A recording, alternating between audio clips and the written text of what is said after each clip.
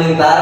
Nah, kembali lagi dengan saya Muhammad Yasir di podcast Open House FPUB 2023. Nah, di sini saya nggak sendirian nih dalam podcast ini. Ada bintang tamu besar, ya tamu besar, orang-orang besar lah di kalangan Fakultas Pertanian juga. Yang pertama ada Abang Rizky B. Hamdani selaku Presiden BEM FPUB 2023. Halo Bang. Halo.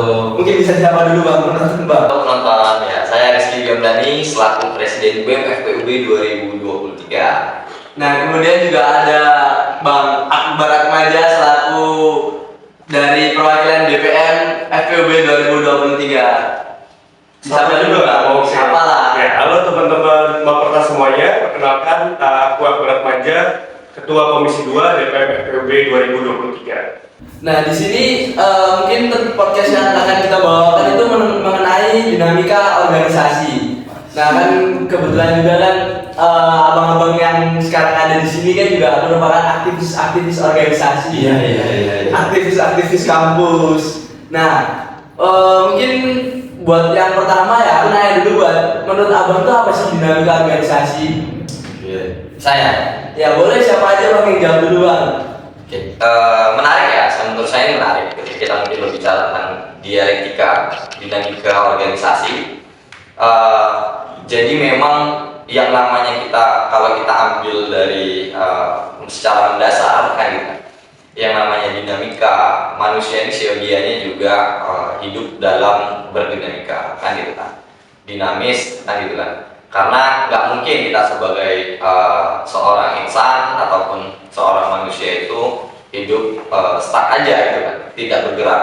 Maka ada dinamika yang terjadi. Apa itu? Kalau di dalam organisasi, dinamika yang terjadi itu bisa saja terjadi dialektika. Apakah dari pola pikirnya, dari karyanya, dari pengembangannya, bahkan ilmu pengetahuan yang ada di rumputnya masing-masing itu terjadi dinamika. Karena apa? Mau gimana pun yang namanya ilmu pengetahuan itu akan update. Begitu juga organisasi. Organisasi mau tidak mau akan update sesuai dengan perkembangan zaman. Itulah dinamikanya. Itu wujud dialektikanya.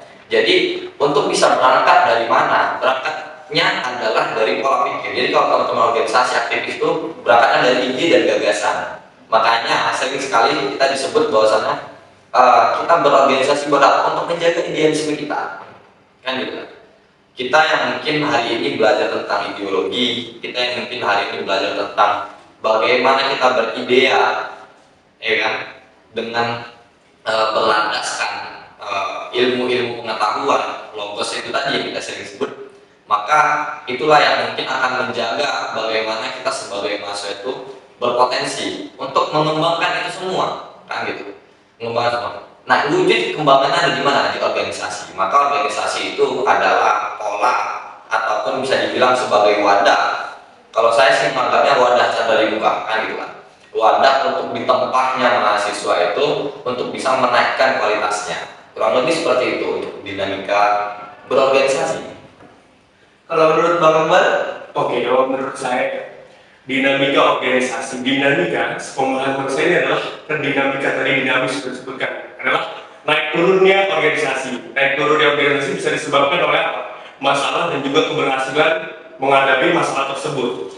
Bila tadi menghadapi masalah dengan ide atau ide dan lain sebagainya, tapi ide ini kan tidak selalu berjalan mulus. Di tengah-tengah organisasi bisa jadi kita menemukan masalah-masalah lagi tuh, mau memecahkan masalah tapi ada masalah baru.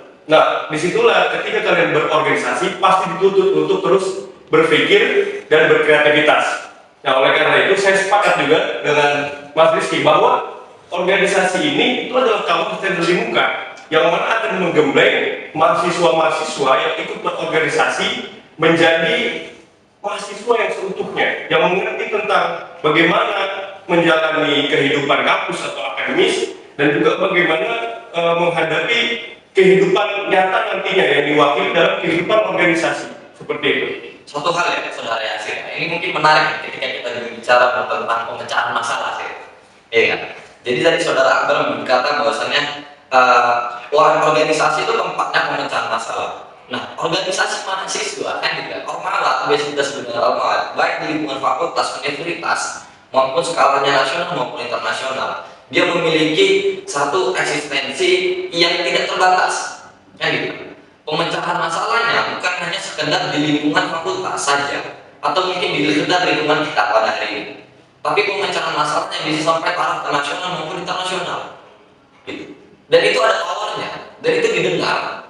Karena kita sebagai mahasiswa di situ letak poin pentingnya adalah kita penjaga tatanan negara, penjaga stabilitas, kan gitu. Melalui apa? Melalui ide dan gagasan tadi, betul, kan gitu.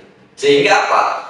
Untuk bisa mencapai ke sana, mungkin akan ada instrumen-instrumen lainnya, kan seperti itu. Apakah mungkin harus ada simpanan seperti ini, kan gitu. Itu luar biasa itu kalau kita mungkin berbicara dinamika berorganisasi, panjang ceritanya.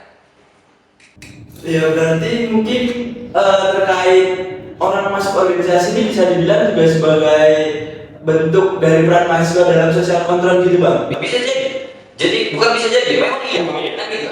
Jadi karena kita di sini tempat untuk mendistribusikan itu semua, iya kan Pak? Betul. Nah, jadi keren ya, bukan keren ya kalau saya bilangnya.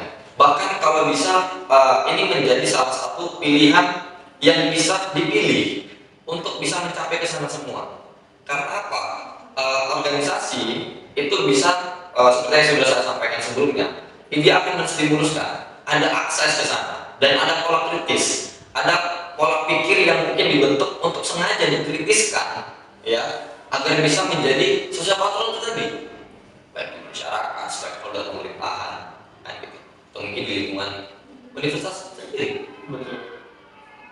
Ya, terus juga aku mau nanya nih bang, kan aku setuju nggak misal kita nih di organisasi dianggap sebagai aktivis kampus ataupun aktivis lainnya, setuju nggak dengan stigma yang ada itu?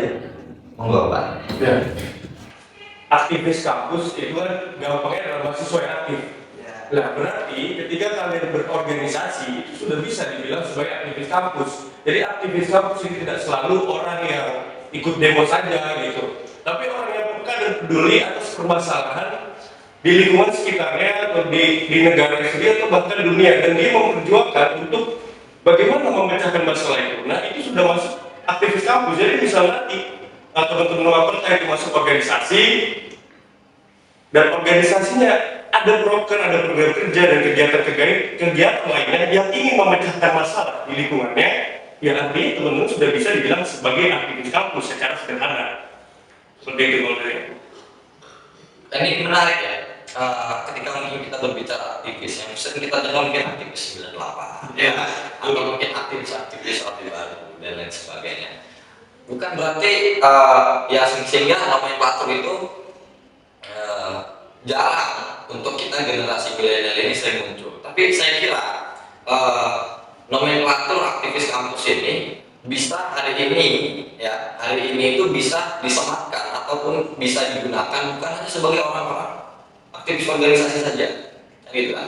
Apakah mungkin aktivis teman-teman yang berwirausaha untuk mengangkat perekonomian, kan gitu kan? Atau mungkin teman-teman aktivis-aktivis yang dia lebih kepada arah prestasi, kan gitu kan? Untuk mengangkat derajat dan lain sebagainya. Nah, kalau saya bilang organisasi itu menjadi suatu hal yang kompleks. Di sini ada letak sektor kompleks di sini. Karena apa? Organisasi bisa sebagai wadah untuk berprestasi, bisa sebagai wadah untuk berwirausaha, bisa sebagai wadah bergagasan, bisa sebagai wadah untuk berinovasi dan lain sebagainya. Sehingga sudah paling tepat lah mungkin jika aktivis-aktivis mahasiswa itu pernah menyandang ataupun pernah aktif di salah satu organisasi, kan seperti itu. Sehingga supaya salah kalau kita bilang kan gitu kan, secara non formal gitu. Ya, berarti korelasinya dengan organisasi itu organisasi sebagai wadahnya dari aktivis ini. Benar. Mungkin aku juga mau sedikit nyinggung ya bang ya soal aktivis-aktivis ini yang terjadi di zaman sekarang lah, yang lagi hype-hype-nya lah. Mungkin juga dari teman-teman Waperta juga tahu ya. Ya ada dari salah satu BEM juga kan yang nyinggung soal debat presiden maupun apapun itu, cuma kan waktu di hari-harinya atau di pelaksanaannya pada bilang semua. Nah menurut abang itu pada hari gimana sih Kalau tentang aktivis-aktivis entah yang dalam artian nyari muka atau cuma ya nyari panggung, menurut abang itu gimana bang? Saya coba masuk ini secara baiknya ya gitu, atau kita kembali ke kebenaran yang paling benar ya, walaupun pada akhirnya ini adalah kebenaran relatif kan gitu. Pada dasarnya kita sebagai orang yang berorganisasi kan, tadi seperti yang sudah dijelaskan, untuk menjaga idealisme kita kan gitu kan, untuk sebagai wadah pendidikan ideologi kita, bagaimana kita pada dasarnya harus Pancasila kan gitu, bagaimana pada akhirnya kita harus pro dengan ideologi yang hari ini mungkin dipegang teguh oleh Indonesia kan begitu kan, untuk menjaga untuk kritis kita sebagai mahasiswa pada dasarnya kan itu.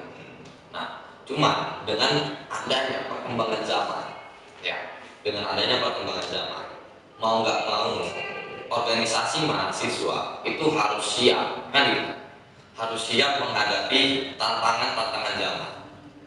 Hari ini kita sudah berada di eranya artificial intelligence kan begitu kan, mau nggak mau organisasi mahasiswa harus bisa masuk ke sana kan gitu, harus bisa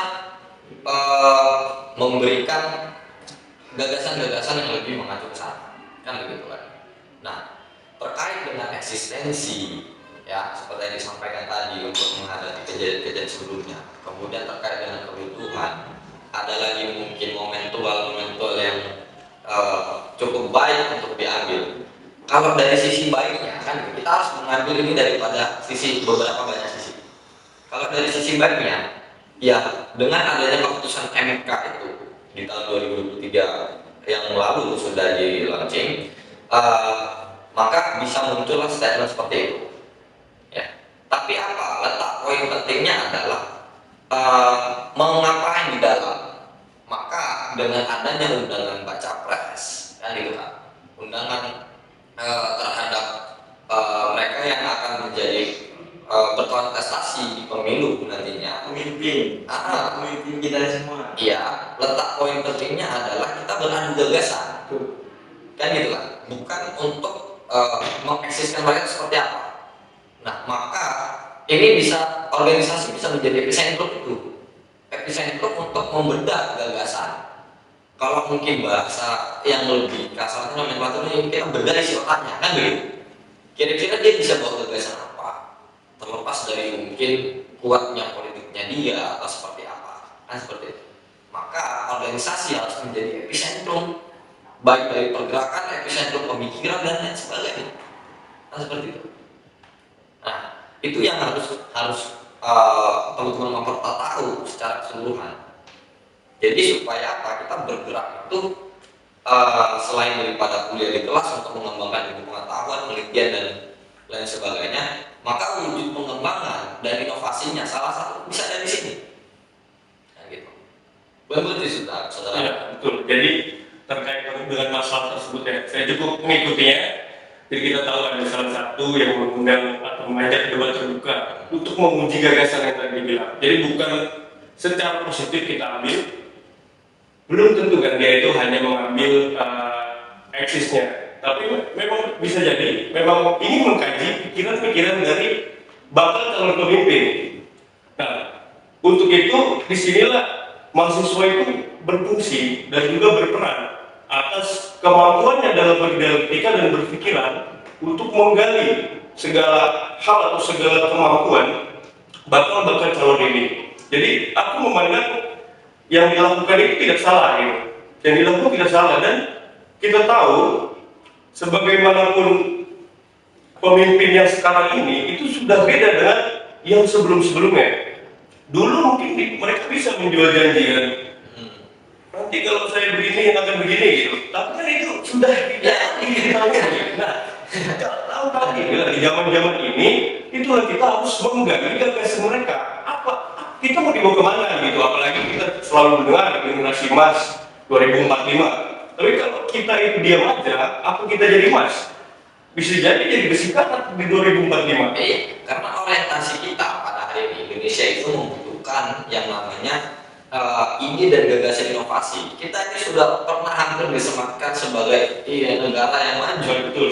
Kan gitu, untuk bisa mencapai itu semua, untuk bisa mengisi, kalau mungkin kita di zaman Orde Baru dan Orde Lama itu kita mungkin mengisi kemerdekaan. Hari ini kita tetap mengisi kemerdekaan, tapi dengan kemajuan dan perkembangan zaman.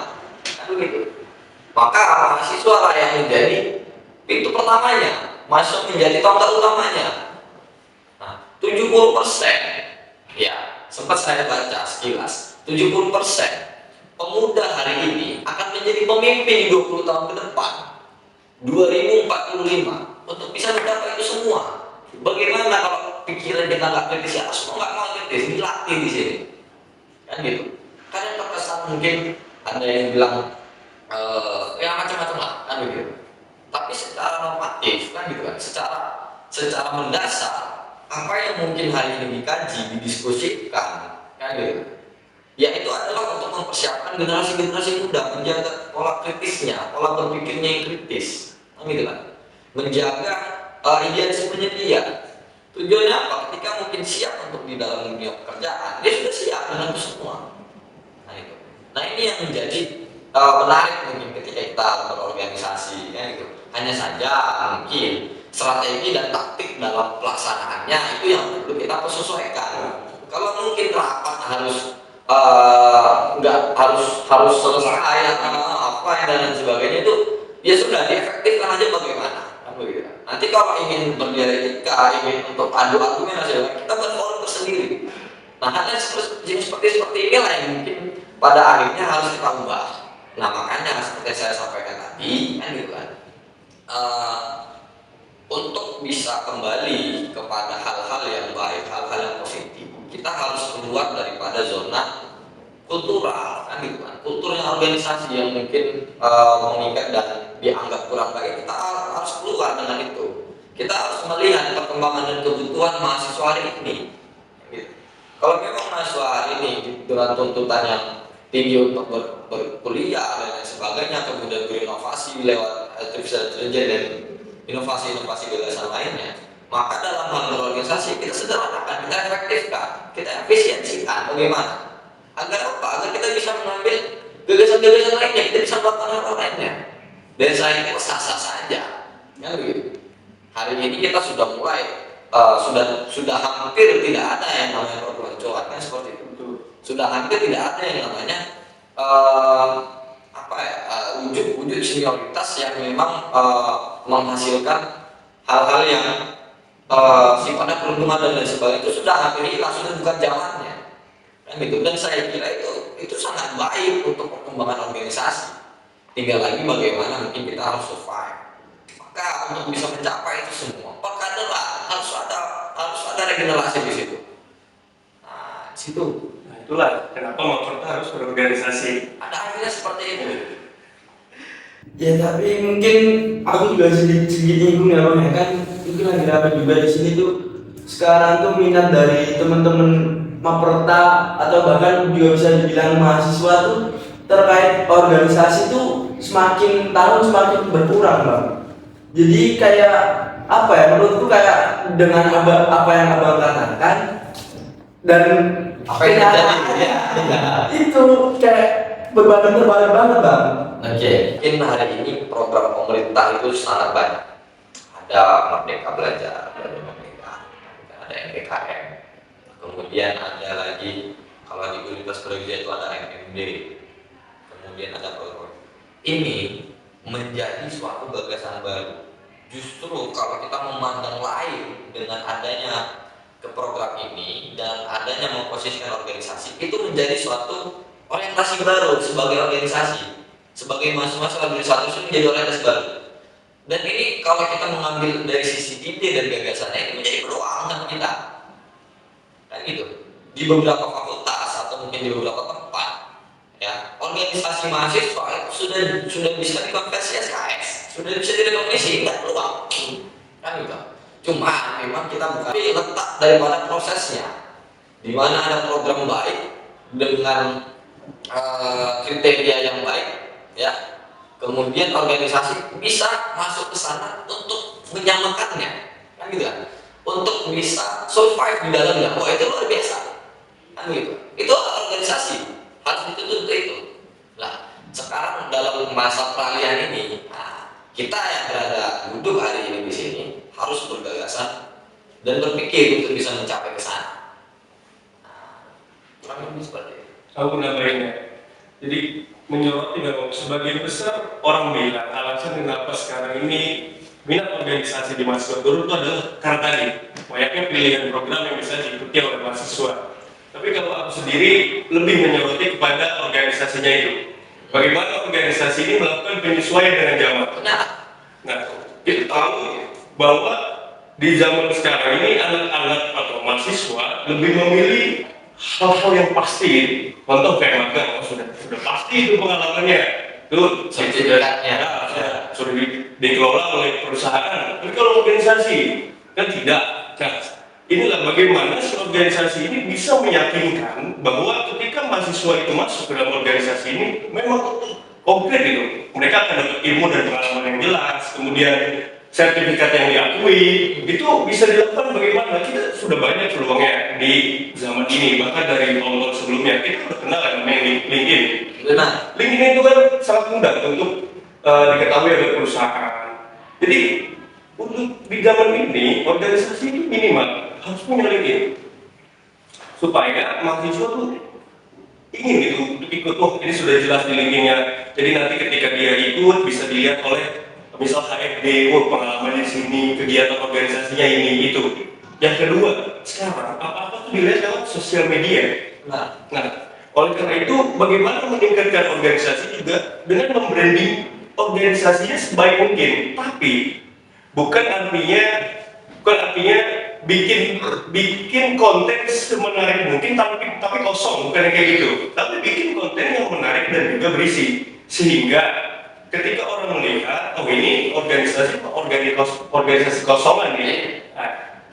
Pada akhirnya ini menjadi peluang bagi kita. Saya ambil contoh ya, yang hari ini mungkin kalau kita berbicara inovasi dan gagasan.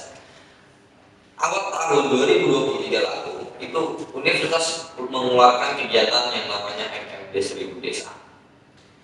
Apa yang mungkin organisasi bisa lakukan? Periode Juni, Juli, dan Agustus ketika seluruh mahasiswa semester 5 pada hari itu, semester 4 pada hari itu diambil untuk MMD. Terus apa yang bisa kita lakukan? Mati organisasi itu? Enggak. Justru itu menjadi peluang sama kita. Ada konversi di situ, ada lokus, ada proposal yang mungkin bisa kita buat itu sama konsepnya, sama bentuknya, tapi organisasi menjalankan. Dan Fakultas Pertanian hari itu sudah berhasil. 4 SKS kita bisa tembuskan itu. Artinya kan akan ada kolerasi kan gitu, antara organisasi dan akademik. Masuk dan akademik harus sudah kolaborasi besar di sini. Nah, ini kan menjadi peluang. Kalau kita memandangnya, tinggal bagaimana kita mengelolanya. Iya. Itu lagi. Ya. Ya mungkin cukup menarik ya Mas kali ini tentang dinamika organisasi, tentang aktivis dan lain-lain. Nah, mungkin untuk terakhir nih Mas, aku mau nanya sekaligus ini juga bisa closing statement dari Abang Akbar dan Bang Rizky. Itu tuh buat mungkin juga dari teman-teman mau bertanya tanya apa sih yang perlu dipersiapin? Apa sih yang perlu dipersiapin buat join organisasi nih? Buat persiapannya itu apa sih? Entah mungkin harus ngurusin, aku harus belajar ini, belajar itu, aku harus mempersiapkan berkas ini, berkas itu. Nah, itu tuh apa sih Bang yang harus dipersiapkan untuk ya mungkin join organisasi lah atau bergabung ke organisasi itu apa sih? Sekaligus mungkin juga bisa closing statement dari Abang Rizky dan Bang Akbar ya. Mungkin dari Bang Akbar dulu lah. Oke, aku dulu ya. Sebagai orang yang awalnya tidak pernah ikut organisasi ketika SMP ataupun SMA, jadi baru belajar berorganisasi di kuliah. Apa yang saya persiapkan ketika itu adalah rasa kemauan. Jadi kalau tidak mau kan nggak mungkin gerak. Jadi pertama yang harus disiapkan itu adalah keinginan atau niat. Kedua, yang perlu disiapkan adalah kalian harus tahu, harus punya tujuan. Apa yang mau kalian cari? Misal mau cari pengembangan diri di bidang kepenulisan. Nah, kalian harus tahu organisasi apa yang bisa untuk memenuhi hal tersebut. Jadi jangan sembarangan masuk organisasi. Itu yang kedua tuh. Jadi harus dipikirkan matang-matang organisasi apa yang dapat mendukung pengembangan diri kalian. Itu yang kedua. Kemudian yang ketiga, ketika kalian sudah tahu organisasi apa yang ingin diikuti, ada tinggal mempersiapkan diri kira-kira sistematika penerimaan anggotanya seperti apa, mengisi berkas, wawancara, dan lainnya itu dipersiapkan. Kalau sudah niat, sudah tahu mau kemana, terus sudah mengisi berkas-berkas dan sudah percaya diri, mengenali diri sendiri di sini, artinya nanti ketika wawancara, insya Allah akan berjalan lancar. Kalau itu sudah dipenuhi, teman-teman, Maparta ini khususnya, insya Allah nanti bisa join di organisasi yang diinginkan. Kayak gitu, dan perlu disadari bahwa orang-orang yang berorganisasi pada saat ini itu adalah mahasiswa-mahasiswa yang peduli. Jadi tanpa mahasiswa-mahasiswa yang peduli ini, semuanya berjalan berantakan saya rasa. Seperti tadi kasus permasalahan yang dibilang, ketika semua wajib MMD bayar, kalau semua MMD pengurus hilang, tidak ada mahasiswa yang bikin. Itu kan terbentuk karena ada rasa kepedulian mahasiswa, dan oleh karena itu ketika teman-teman nanti berorganisasi, teman-teman bisa menjadi salah satu mahasiswa-mahasiswa yang peduli atas permasalahan yang terjadi di lingkungan dan juga dalam skala yang lebih luas. Dari aku itu aja. Terima kasih. Mungkin dari Bang Rizky. Oke, kalau dari saya ya, sebenarnya saya sepakat dengan apa yang disampaikan saudara Akbar ya.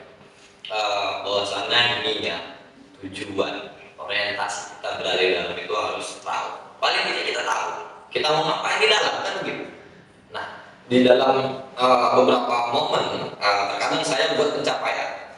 Oh, saya di organisasi ingin mencapai ini, ingin menyelesaikan sekian buku dan didiskusikan, ingin menyelesaikan sekian kegiatan dan mengambil manfaat di sini. Itu penting.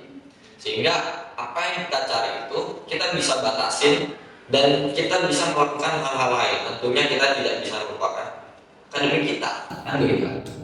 Nah, setelah kita tahu tujuan orientasi dan niat kita, jalani itu dengan mental yang baik gitu. Jadi mungkin sekarang banyak ya istilah-istilah yang segala macam. Ya saya tidak menyalahkan itu gitu. Cuman paling tidak kita punya mindset, kita punya perspektif terhadap menjalankan sebuah organisasi itu, ya sudah jalani aja dulu kan gitu. Jalani aja dulu. Kalau kita sudah jalani dengan mungkin ada sebuah teori yang planning, organizing, POAC, planning, organizing, controlling kan gitu kan. Tanpa meninggalkan teori itu kan gitu kan. Kemudian kita tanpa meninggalkan akademik kita masih punya 24 jam yang sama untuk bisa bergagasan dan untuk bisa melakukan eksperimen lainnya. Kan gitu kan. Manfaatkan itu. Mumpung kita mahasiswa kan gitu. Mumpung kita mahasiswa, kita punya kesempatan. Dan kesempatan itu lahir dari niat dan kemauan kita. Kan seperti itu. Sehingga mudah-mudahan untuk teman-teman yang nantinya akan mengikuti open house FPUB, kami tunggu kehadirannya, kami tunggu prosesnya, kami tunggu dia dari dalam, kami tunggu ide dan gagasan yang lain. Bila perlu mungkin organisasi bisa sejalan dengan akademik kuliah, ada konversi dan lain sebagainya kan gitu kan. Nah ini kan muncul daripada keresahan dan keinginan kita bersama. Nah gitu. Terlepas daripada itu, tanpa meninggalkan kuliah akademik kita dengan mental yang baik, kita bisa menjalankan ini dengan sebaik-baiknya. Nah, gitu. Karena mungkin ini kayak yang terjadi di presiden sebelumnya juga ada ya, kan gitu kan. Kuliah ya, Mas Dian itu S2 jadi presiden BEM, kan gitu kan, pengurus di organisasi lainnya. Nah, kenapa itu terjadi? Karena ada niat, ada rival, kan gitu kan, siap tempur.